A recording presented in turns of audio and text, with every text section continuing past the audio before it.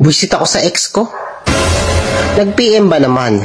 Sabi, parang ang cute mo ngayon.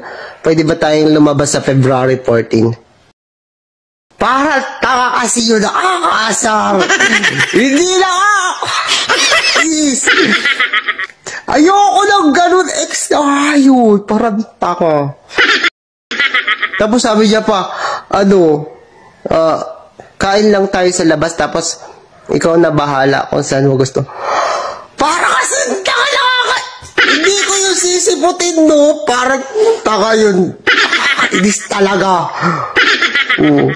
Hindi naman ako gano'n. Ex ka na nga, tapos nagpipim-pim ka parang gano'n. Tapos tinanong ko kung anong oras. Hindi kasi, pero hindi ako available ng time na yun. Sabi ko, hindi ako available ng 3 o'clock, mga 7. Gano'n.